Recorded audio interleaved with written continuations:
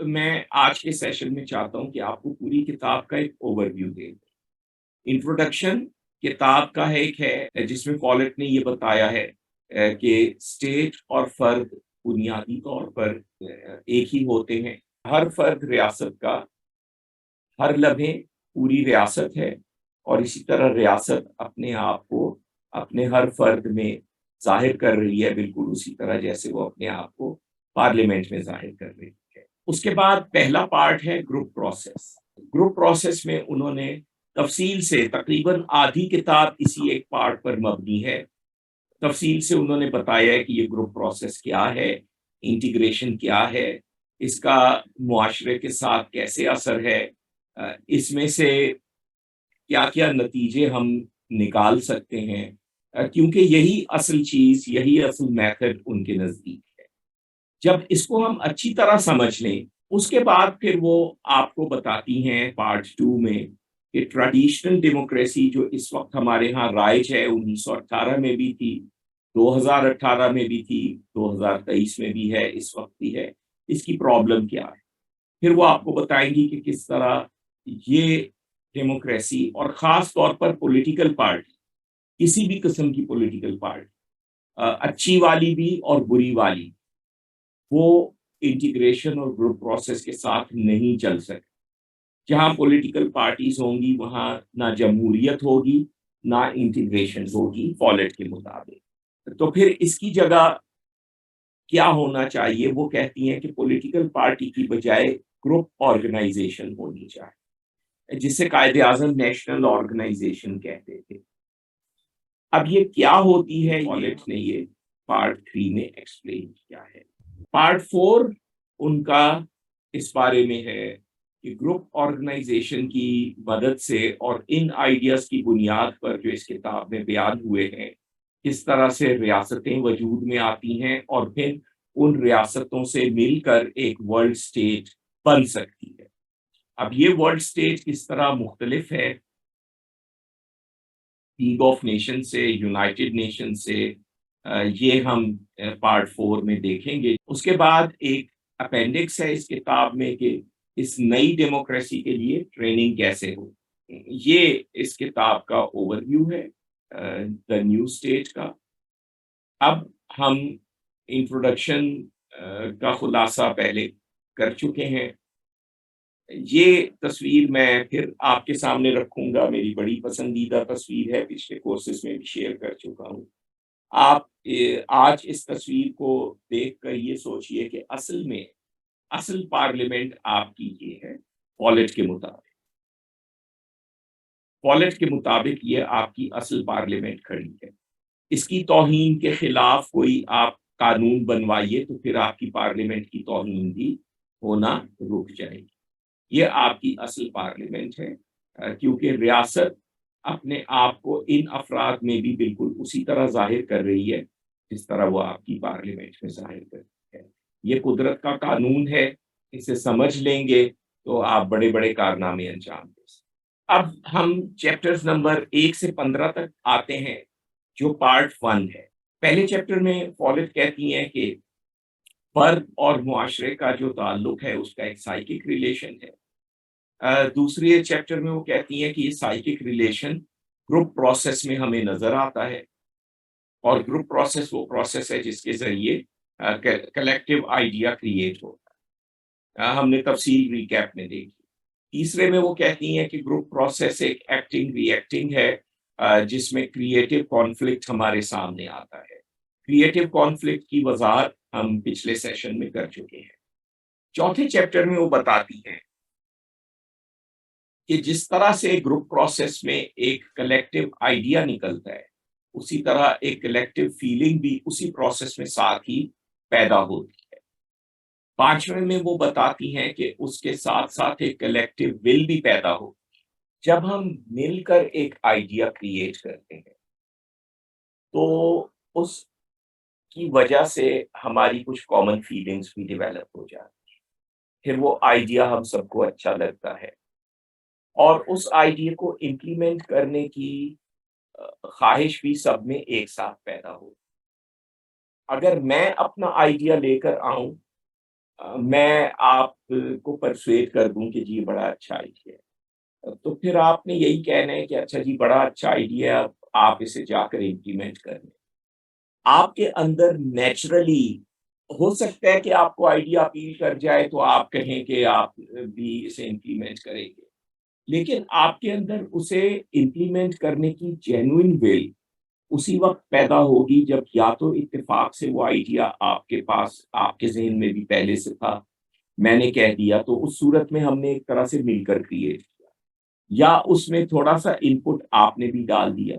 جب تک اس آئیڈیا کی کریشن میں آپ کی انپٹ نہیں ہے اس وقت تک اسے امپلیمنٹ کرنے کے لیے آپ کی ول آٹومیٹک نہیں ہے، وہ آپ کو پیدا کرنی پڑے گی کسی الگ پروسیس سے، اور اسی طرح اس آئیڈیا کے ساتھ آپ کی فیلنگ آٹومیٹیکلی ایسوسیٹ نہیں ہے۔ تو اس وجہ سے فالج کہتی ہیں کہ جب ہم مل کر ایک آئیڈیا کریٹ کرتے ہیں تو اس کے ساتھ ایک کامن فیلنگ بھی پیدا ہو جاتی ہے اور کامن ول بھی پیدا ہو جاتی ہے۔ اس کا ایک بڑا گہرا implication ہے، اور وہ یہ ہے جسے ہم روح کہتے ہیں، سیلف کہتے ہیں، یا ایگو کہہ سکتے ہیں نفسیات کی اصطلاح میں۔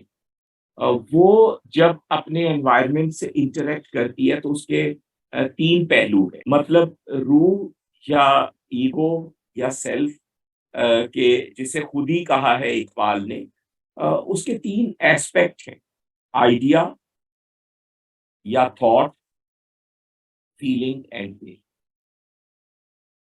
تو ایک طرح سے فالٹ ہمیں یہ بتا رہی ہے کہ گروپ پروسیس سے یہ تینوں چیزیں پیدا ہو رہی ہیں۔ تو اگر یہ تینوں چیزیں پیدا ہو رہی ہیں تو جب یہ تین چیزیں ملتی ہیں تو کیا بنتی ہے؟ ایگو یا سیلف۔ ایگو یہاں پازیٹیو سینس میں ہے، ٹھیک ہے، وہ فالس ایگو ایگوازم والی سینس میں نہیں ہے، بلکہ ایک وجود کی سینس میں ہے، ایک روح کی سینس میں ہے۔ تو اس کا مطلب یہ ہے کہ جب کلیکٹیو آئیڈیا، کلیکٹیو فیلنگ اور کلیکٹیو ول اکٹھے ہو رہے ہیں تو کلیکٹیو ایگو ظاہر ہو رہی ہے، یہی مطلب بن جاتا ہے۔ تو اس کا مطلب یہ ہے کہ گروپ پروسیس جو ہوتا ہے اس کے ذریعے دوسرے لفظوں میں ہم کہہ سکتے ہیں کہ ایک کلیکٹیو ایگو سامنے آتی ہے۔ اس روشنی میں آپ علامہ اقبال کے اس مشہور کوٹیشن کو دیکھیں، خطبہ الہ آباد کا سیکنڈ لاسٹ جملہ ہے، جہاں وہ کہتے ہیں کہ میں کسی کو حیرت میں نہیں ڈالنا چاہتا جب میں یہ کہتا ہوں کہ ہندوستان میں، بر صغیر میں چیزیں ویسی نہیں ہیں جیسی نظر آتی، لیکن اس کا مطلب آپ پر اس وقت واضح ہوگا جب آپ ان چیزوں کو دیکھنے کے لیے ایک ریئل کلیکٹیو ایگو اچیو کر چکے ہوں گے۔ تو ریئل کلیکٹیو ایگو کیسے اچیو کی جاتی ہے؟ ظاہر ہے کہ فالٹ کی اس کتاب کی روشنی میں مطلب یہ ہے کہ علامہ اقبال یہاں پر یہ کہہ رہے ہیں کہ جب آپ گروپ پروسیس کے ذریعے ایک کلیکٹیو آئیڈیا کریٹ کریں گے تو آپ ایک ریئل کلیکٹیو ایگو اچیو کر لیں گے، تو پھر آپ کو پتہ چل جائے گا کہ بر صغیر میں چیزوں کی اصل حقیقت کیا ہے۔ پاکستان وہ کلیکٹیو آئیڈیا تھا، اور یہی وجہ ہے کہ اسے اس کے ساتھ فیلنگز اس سے وابستہ، اور اسے حاصل کرنے کی ول، وہ سب اکٹھے ساتھ ہی آ گئے۔ اور اس کے بعد پھر انہیں جو نظر آیا مسلمانوں کو کہ بر صغیر میں چیزیں کیسی ہیں، وہ ہاؤ جینا لبریٹڈ انڈیا میری کتاب میں کافی تفصیل سے موجود ہے، آپ وہاں دیکھ سکتے ہیں، یا اس پر جو ویڈیوز ہیں ہماری۔ چھٹے میں وہ بتاتی ہیں کہ جو کامن آئیڈیا گروپ پروسیس سے نکلتا ہے وہ اس وقت ریئلائز ہوتا ہے جب سوسائٹی میں آپ اسے امپلیمنٹ کرنے کی کوشش کرتے ہیں، ورنہ وہ محض ایک آئیڈیل رہتا ہے۔ فرد جو ہے وہ اپنی جگہ معاشرے سے الگ ایک یونٹ نہیں ہے، بلکہ وہ سوشل پروسیس میں ایک پوائنٹ ہے۔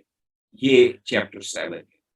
چیپٹر 8 فریڈم جو ہے، اصل آزادی، اپنی فطرت کے قانون کی اطاعت ہے۔ آپ کی اپنی فطرت کا کیا قانون ہے وہ آپ دریافت کریں، اس کی اطاعت میں آپ کو اصل آزادی ہے۔ نواں چیپٹر یہ بتاتا ہے کہ ایک فرد اپنے آپ کو، اپنی انڈیویجویلٹی کو، اپنی انفرادیت کو دریافت نہیں کر سکتا جب تک اسے اجتماعی طور پر کام کرنے کا موقع نہ ملے۔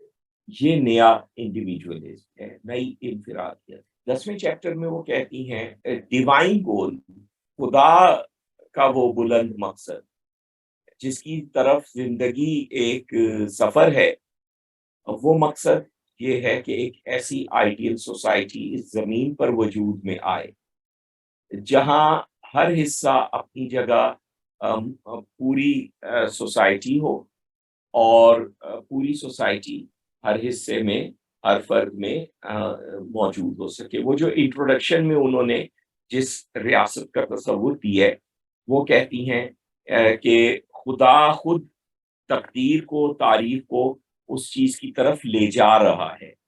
وہ ریاست خود بخود ایوالو ہو رہی ہے تاریخ میں، اسے اگر ہم نہیں پہچانیں گے تو مٹ جائیں گے۔ فرد اور معاشرے کو الگ الگ سمجھنا ہمارے دور کی ایک بہت بڑی اور خطرناک غلط فہمی ہے۔ پھر 12ویں چیپٹر میں وہ کراؤڈ، ماس، موب، ہرڈ، نمبرز، ان کا فرق بیان کرتی ہیں، آئیڈیل گروپ کے بارے میں بتاتی ہیں۔ پالٹ کے نزدیک ترقی کا انحصار فزیکل کنڈیشنز پر نہیں ہے، بایولوجیکل فیکٹرز پر بھی نہیں ہے، بلکہ ہم جس حد تک آپس میں جینوئنلی کوآپریٹ کر سکتے ہیں اس حد تک ہم ترقی حاصل کریں۔ فلم غریبوں کا بادشاہ آپ ضرور دیکھیے، اس میں سمجھتا ہوں کہ یہ بات بڑی اچھی طرح سے سامنے آئے گی، اور وہ اس کی بہترین ایگزامپل ہے۔ پھر وہ بتاتی ہیں کہ پولیٹیکل پارٹی جو ہے، پارٹی آرگنائزیشن، یہ گروپ پرنسپل کے ساتھ نہیں چل سکتی، یہ گروپ پرنسپل کے ساتھ انکمپیٹیبل ہے۔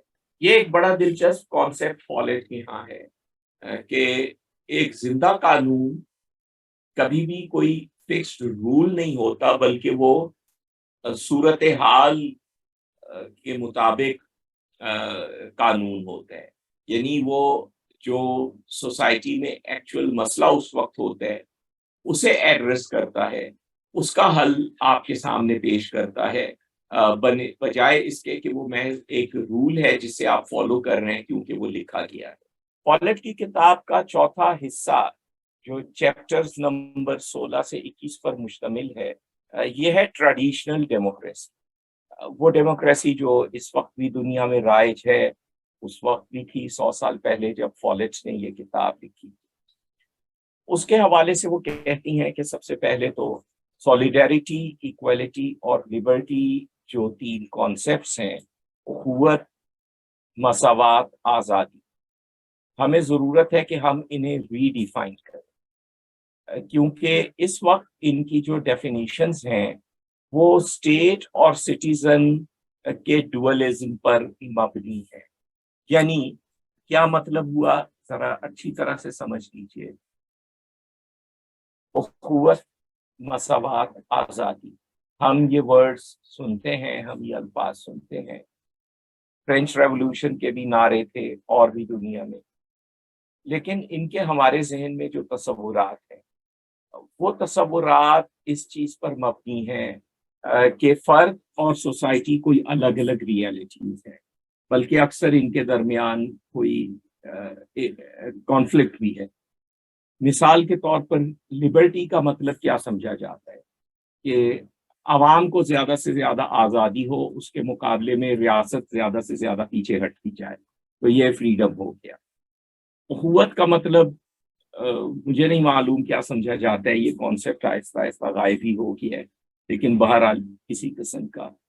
اور پھر آپ ایکویلٹی لے لیجئے تو وہ بھی جو ہے وہ اسی حساب سے کہ ریاست سزا دے گی جب سب لوگوں کو برابر برابر، تو پھر وہ ایکویلٹی قائم ہو جائے، یا کچھ جو بھی یہ کانسیپٹس ہیں، ان کانسیپٹس میں citizen oppose to state theory ذہن میں پیراڈائم یہ چل رہا ہوتا ہے۔ آپ جانتے ہیں کہ پالٹ کا بنیادی نقطہ یہ ہے کہ ہر فرد اپنی جگہ پوری ریاست ہے، اور ریاست اپنے آپ کو ہر فرد میں ظاہر کر رہی ہے، اس لیے فرد اور ریاست، سٹیزن اور اسٹیٹ بنیادی طور پر ایک ہی ریالٹی کو دیکھنے کے دو زاویے ہیں، یہ ایک ہی ریالٹی ہے۔ اس لحاظ سے وہ کہتی ہیں کہ ہمیں ان تینوں امپورٹنٹ کانسیپٹس کو، پرنسپلس کو ریڈیفائن کرنا چاہیے۔ یہ کام علامہ اقبال نے کیا ہے۔ یہ ہمارے چینل پر ایک ویڈیو ہے 10 پولیٹیکل پرنسپلس آف جناح، اس میں آپ کو ان تینوں کانسیپٹس کے نئے میننگ آپ سے شیئر کیے گئے ہیں۔ علامہ اقبال نے جس طرح ان تینوں پرنسپلس کو ڈیفائن کیا ہے، مختصر طور پر یوں سمجھ لیجئے کہ اقبال کا اخوت کا کانسیپٹ یہ ہے کہ ہر فرد کے پاس وہی پاور ہو جو پوری ریاست کے پاس ہے۔ اسی طرح سے اقبال کے ہاں ایکویلٹی کا تصور یہ ہے کہ ہمارے معاشرے کے جو قوانین ہیں انہیں قدرت خود بخود نافذ کر رہی ہے، چنانچہ اگر کوئی شخص عدالت سے بچ بھی جائے تو وہ قدرت کی سزا سے نہ بچ سکے۔ اسی طرح سے آزادی کا کانسیپٹ اقبال کے ہاں، اس کے لیے وہ کربلا کی مثال دیتے ہیں، اور اس پر بھی ہمارے چینل پر ایک ویڈیو موجود ہے، آپ وہ دیکھ سکتے ہیں۔ آزادی کا تصور اقبال کے ہاں یہ ہے کہ آپ تاریخی عمل میں جو کنٹریبیوشن کریں اسے پھر کبھی کوئی انڈو نہ کر سکے۔ پالٹ جس قسم کے نئے میننگ چاہتی تھی وہی اقبال نے دیے ہیں۔ ڈیموکریسی کو میجورٹی رول سمجھنا اور یہ سمجھنا کہ جس سے زیادہ ووٹ ملے ہیں تو اس کو حکومت دے دو تو ڈیموکریسی آ گئی، یہ ایک بہت بڑی غلطی ہے پالٹ کے حساب سے، اور اسے وہ ایک پولیٹیکل فیلیسی کہتی ہیں۔ یہ سیاست کی بنائی ہوئی ایک بہت بڑی مت ہے۔ جمہوریت آگے ہم دیکھیں گے کہ پالٹ کے نزدیک کیا ہے۔ تو ٹریڈیشنل ڈیموکریسی کی بنیاد یہی ہے، الیکشن ہوا، جس کے پاس زیادہ ووٹ آ گئے اسے حکومت دے دو، وہ پھر باقی پورے ملک پر اور دوسری سیاسی جماعتوں پر حکومت کرے گا۔ پالٹ اسے ایک بہت بڑی گمراہی، ایک غلطی کہتی ہے، اور اسی وجہ سے وہ ایگزسٹنگ ڈیموکریسی کو رد کرتے ہیں۔ نمبر 18، چیپٹر نمبر 18، ڈیموکریسی کو لاز آف دی کراؤڈ کے تحت ہم آپریٹ کرنے کی کوشش کرتے ہیں، اور وہ ایک ڈیلوژن ہے، وہ ایک سیاستدانوں کی غلط فہمی ہے۔ کراؤڈ کا لا کیا ہے؟ پالٹ کے ہاں یہ ایک خاص اصطلاح ہے۔ پالٹ کراؤڈ اس گروپ کو یا گروہ کو کہتی ہیں، چاہے وہ 2 لوگوں پر مشتمل ہو، چاہے وہ 22 کروڑ پر مشتمل ہو، جو ایک کامن فیلنگ کے تحت کام کر رہا ہے۔ کامن آئیڈیا اگر وہاں ہے بھی تو وہ انہوں نے مل کر کریٹ نہیں کیا ہے۔ مثال کے طور پر سیاسی جلسہ، کامن ول بھی کسی نہ کسی قسم کی آ جاتی ہے، اگرچہ اس میں آپ کی چوائس بہت کم ہوتی ہے۔ یہ کراؤڈ ہے، یعنی کراؤڈ گروپ کے بالکل برعکس، گروپ میں سب مل کے آئیڈیا کریٹ کرتے ہیں، اس کے ساتھ کامن فیلنگ اور کامن ول بھی کریٹ ہوتی ہے۔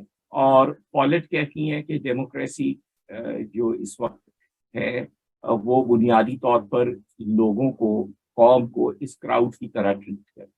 اب 19واں چیپٹر، پالٹ کے 19ویں چیپٹر کا خلاصہ سیدھے سادے الفاظ میں یہ ہے کہ ڈیموکریسی جو ہے وہ کلیکٹیو ول کی حکومت کا نام ہے۔ روسو شاید اسے یوں کہتے کہ جنرل ول کی حکومت کا نام ہے، کلیکٹیو ایگو کی حکومت کا نام ہے۔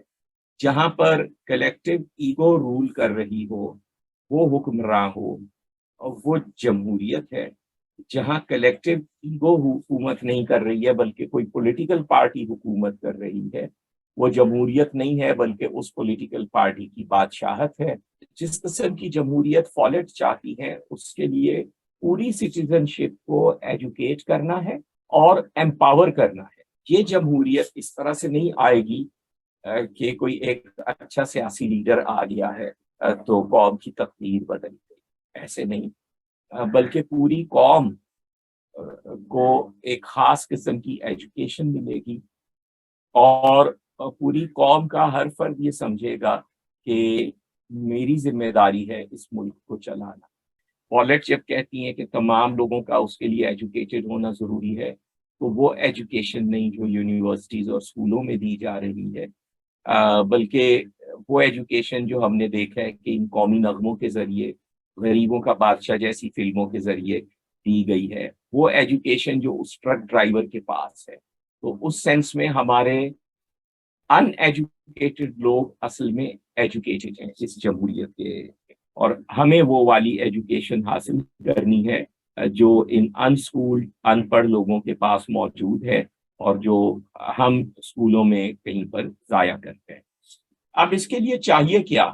ایک نیا میتھڈ چاہیے جینے کا، جس کے ذریعے ہر فرد یہ سیکھ سکے کہ وہ کس طرح سے پوری لائف کا، پوری انسانیت کا، پوری قوم کا حصہ بنے، اور کس طرح وہ پوری قوم کو، پوری انسانیت کو اپنے ذریعے ظاہر کرے، ایکسپریس کرے۔ باقی کتاب جو ہے وہ اس سسٹم سے متعلق ہے جسے میری پارکر فالٹ گروپ آرگنائزیشن کہتی ہیں، قائد اعظم نیشنل آرگنائزیشن کہتے تھے، اسی کو میری پارکر فالٹ نے نیو ڈیموکریسی کہا ہے، قائد اعظم ٹرو ڈیموکریسی کہتے تھے۔ کتاب کا تیسرا حصہ ہے گروپ آرگنائزیشن، ڈیموکریسیز میتھڈ، یعنی صحیح ڈیموکریسی کا میتھڈ۔ لوگ اپنے آپ کو نیبرہڈ گروپس میں یعنی محلوں میں آرگنائز کریں، محلے کی بنیاد پر، اور اس گروپنگ کا، ان گروپس کا کوئی بھی تعلق کسی بھی پولیٹیکل پارٹی سے نہ ہو، بلکہ اس کا مقصد یہ ہو کہ محلے کی لیول پر جو آپ کی ضروریات ہیں، خواہشات ہیں، جو آپ جیسا چاہتے ہیں، وہ سامنے آئے۔ یہ پالیٹکس کا اصل، سیاست کا اصل مواد، اصل سرمایہ بننا چاہیے، اور یہ جو گروپس ہیں محلے کی بیس پر، یہ سیاست کے ریکوگنائزڈ یونٹس بننے چاہیے، اصل یونٹس یہ ہونے چاہیے، اور ان کا تعلق کسی بھی سیاسی جماعت سے نہیں ہونا چاہیے۔ یہاں فالٹ نے اس بات کو بھی واضح کیا ہے کہ وہ اس قسم کی چیزوں کی بات نہیں کر رہی ہیں جو پنچایت وغیرہ ہوتی ہے گاؤں میں، یا فیوڈل سسٹم جو تھا، یا ایوب خان صاحب کے زمانے میں ہمارے ہاں جو بیسک ڈیموکریسی کا تجربہ کیا گیا تھا، ان چیزوں کی بات نہیں ہو رہی ہے۔ نیبرہڈ کانشیسنیس ایوالو کرنے کی ضرورت ہے، اپنی پڑوس کے بارے میں آپ کی سوچ اور تمام ہمسائے جو ہیں ان کی ایک مشترکہ سوچ۔ یہاں میں آپ کی توجہ ان احادیث کی طرف دلانا چاہوں گا جن میں ہمسایوں کے حقوق کا ذکر کیا گیا ہے، بہت سی احادیث ہیں، اور یہ آپ دیکھ سکتے ہیں کہ کتنا زیادہ زور وہاں پر بھی دیا گیا ہے۔ اور میں اب آپ سے ایک بالکل پرسنل لیول پر یہ چیز شیئر کرنا چاہتا ہوں کہ آپ ذرا غور کیجئے۔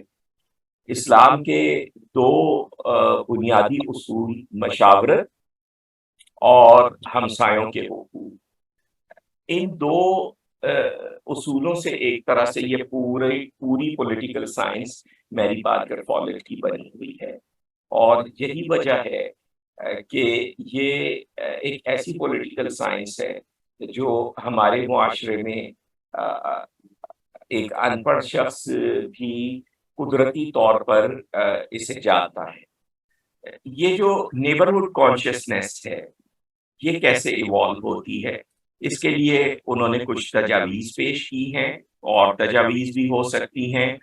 پولیٹیکل پارٹی کنسرٹڈ ایکشن، یعنی لوگوں کو کسی کام پر عمل کے لیے متحد کرنے کا طریقہ جو اپناتی ہے، وہ یہ ہوتا ہے کہ ذہنوں کو مینیپولیٹ کیا جاتا ہے۔ نیبرہڈ آرگنائزیشن اس کے برعکس ایک کامن مائنڈ ایوالو کر کے یہ اتحاد پیدا کرے۔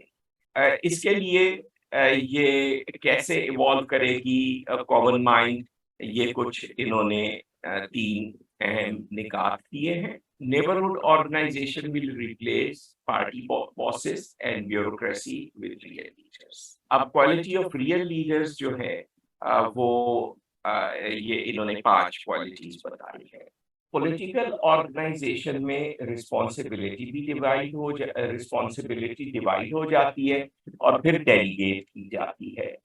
یعنی ایک کام کرنا ہے تو وہ کسی کو ڈیلیگیٹ کر دیا، ذمہ داری بھی اس کی ہے. نیبرہڈ آرگنائزیشن میں گروپ پروسیس کی وجہ سے صرف جاب ڈیلیگیٹ ہوگا لیکن رسپانسبلٹی سب کی ہوگی. رسپانسبلٹی پوری قوم کی ہے کہ وہ کام ہو جائے. 27th پوائنٹ اس کا یہ ہے کہ عوام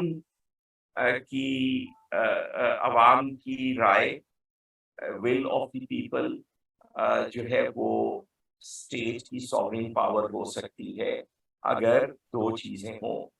پہلی بات یہ ہے کہ اسٹیٹ جو ہے وہ سیاسی جماعتوں کی بجائے سچ مچ کے لوکل گروپس کا مجموعہ ہو، اور دوسری بات یہ ہے کہ محلے کی بنیاد پر قائم گروپس کے علاوہ دوسرے گروپس بھی اسٹیٹ میں ریپرزینٹیڈ ہوں.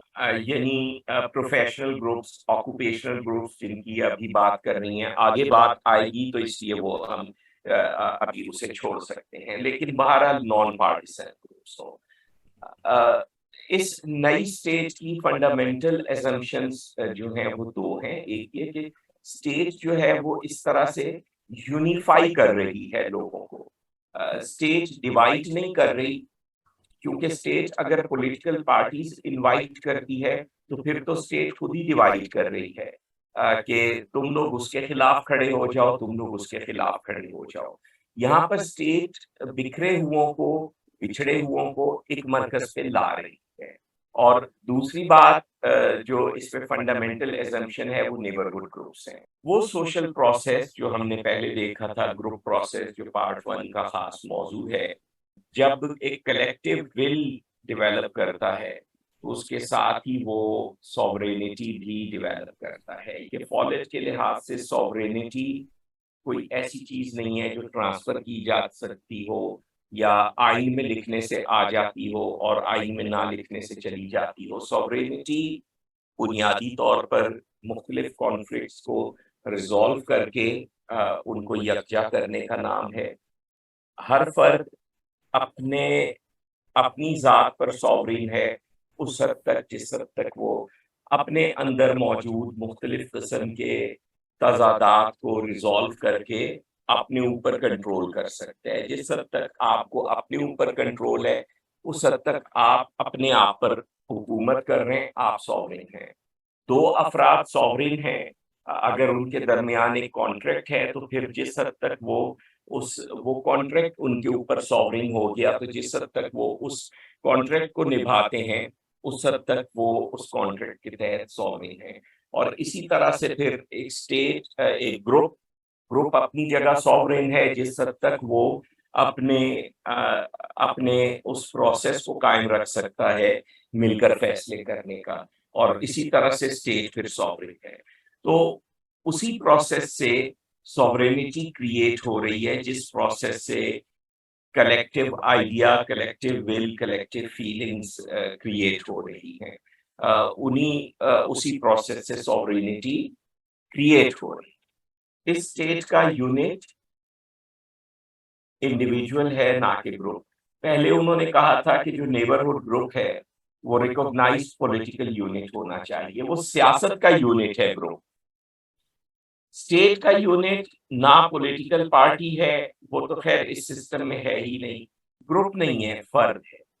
ایک سچا وفاق، ایک ٹرو فیڈریشن، وہ مختلف صوبوں کے درمیان حقوق ڈیوائڈ کرنے کا نام نہیں ہے، بلکہ وہ اس چیز کا نام ہے کہ ہر صوبہ اپنی جگہ پوری فیڈریشن ہو اور پوری فیڈریشن اپنی جگہ ہر صوبہ ہو.